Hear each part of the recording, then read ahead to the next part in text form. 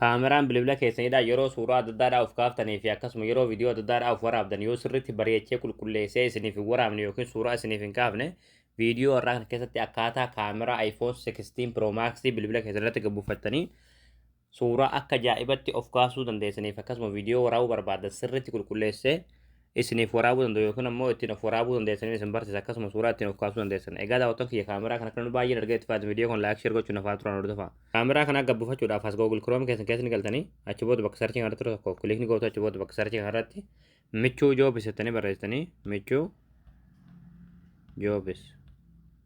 Achi booda michuu joobis kan jalaa sanii baasarratti tokko kilikni gootu. Ammallee asirratti michuu joobis.com irratti tokko kilikni gootu. Ammallee haala kanas teessifata asirratti ikoonii tokko kilikni gootu.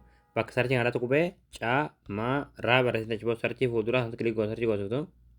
Achi booda haala kanas suuraa kana deemtaa suuraa kanarratti tokko kilikni gootu. Achi booda kaamericha gabbuufachuudhaaf suuraa lutaa gaddeemtu lutaa deemtamu dhumaati. Achi booda dhumarratti qalamatiin waan kan barraa yaapii as tuqaa buufadhaa akka jalatti daawulood keessatti daawulood tantuutaniiti kaameraa kana bilbila keessatti gabbuufattanii.